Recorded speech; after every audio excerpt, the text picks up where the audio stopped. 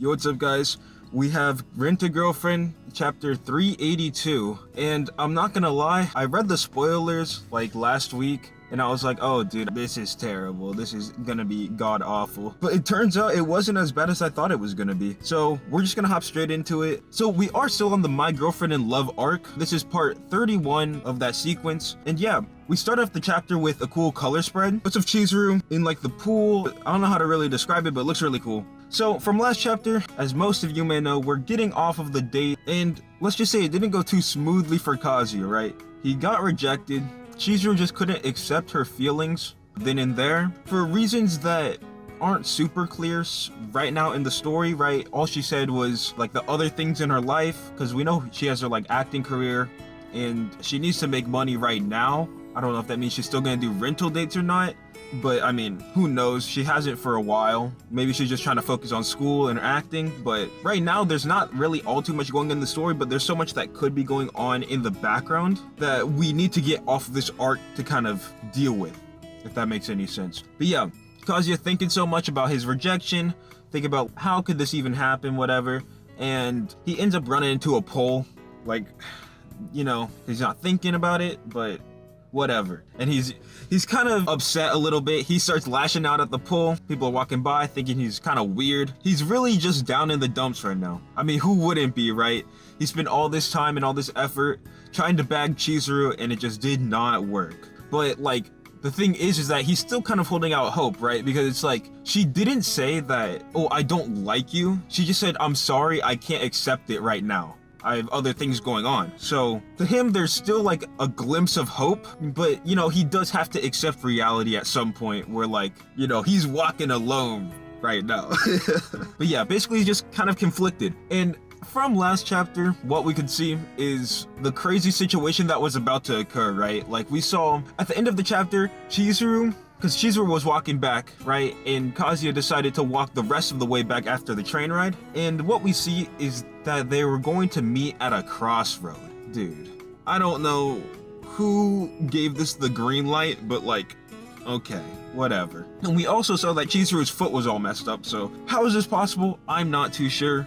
But if you just ignore the reality of the situation, it kind of works out. So yeah, they meet each other at a street corner, and Kazuya, of course, is like super awkward. He doesn't really know what to do in this situation. Same thing for Chizuru, right? She's just kind of giving pretty monotone responses. But it's like, what are they supposed to, how are they supposed to interact right now? It's like, I don't know. It's just so awkward. Like, what are they supposed to say? But yeah, Kazuya thinking to himself, oh, maybe this is fate, or like, whatever, dude. Maybe I shouldn't tell her that I came off the train.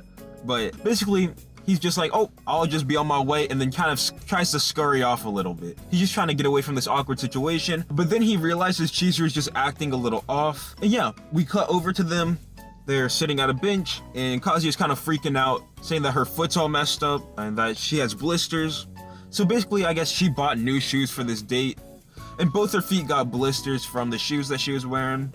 Chizuru says she started getting them near the beginning of the date, so basically the whole entire time, but she just didn't say anything. This basically just makes Kazuya start thinking in his head, start thinking more poorly about how the date went, because it's like he didn't notice that she was developing these painful blisters. But then he questions Chizuru like, why didn't you say anything about this? And Chizuru says, because it's not right. You put so much effort and work into this date, and it just wouldn't be fair for me to ruin it. So yeah, Chizuru, she's still kind of self-conscious about everything, and I don't know, I feel like the way they interact with each other is just not there.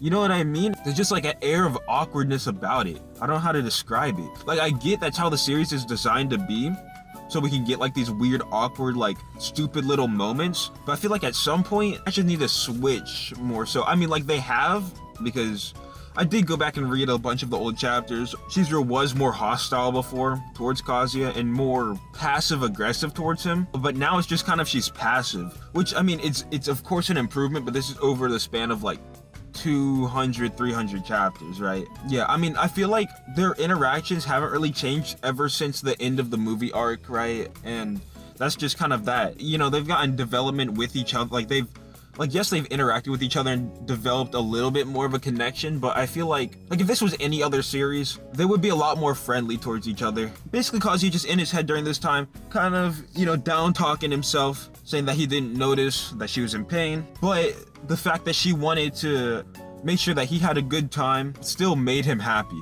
I guess, dude. I don't know if this is the right time to be thinking like this, but okay.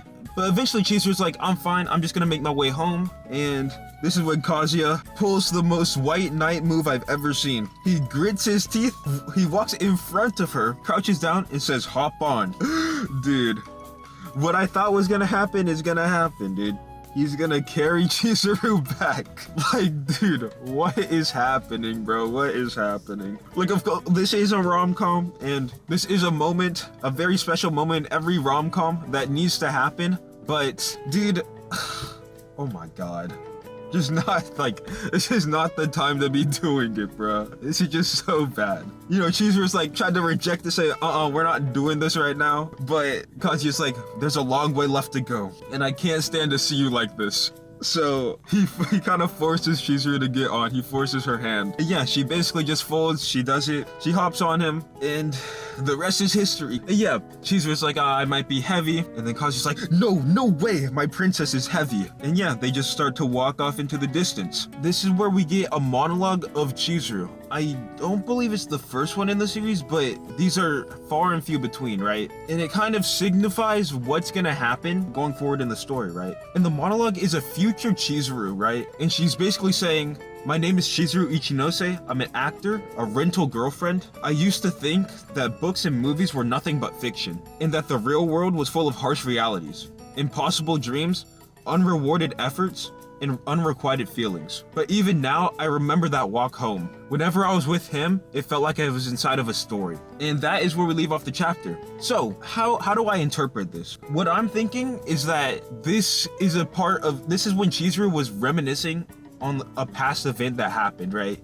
In her life that led to her changing the way she thinks about love and relationships and everything, right? Because basically what she's saying is that the way I used to think is that nothing good happens out of movies and stories, but this night kind of changed that for me. That's kind of what I'm getting from it. Like, overall, this is kind of one of the better ways that this arc could have been ended. This like storyline could have been like tied up, closed up. I'm not sure that I really like it though. There's a few reasons for it, especially just the plot hole of the whole blister thing, and then how they met at a crossroad. Like, those two things just make it a little bit, not less important to me, but kind of, it's just like an issue in the story a little bit. But other than that, I mean, it works out for the best, right? This still shows that Chizuru didn't really reject Kazuya. It was just more of like, she's just not ready yet, and we have more in the story that we need to cover. I guess we're just gonna focus more on Chizuru's development as a character. I hope that we're just gonna get more of the side characters in the story, rather than just focusing on Kazuya and Chizuru. Just because I feel like the relationship isn't really there, but I guess we're getting there with this chapter and hopefully the subsequent chapters. But yeah, I wish Mami and Ruka were back in the story, because I feel like they could provide so much more. And I mean, they still can come in the story, but I hope that they're a bigger part than what it seems like the trajectory of the story is going to be so far. But yeah, that's really about it. I am behind on some chapter reviews. I'll do Lemon and Mayanaka soon, but I am working on a cool rant video about this whole arc, so forgive me. But yeah, that's really about it. See ya.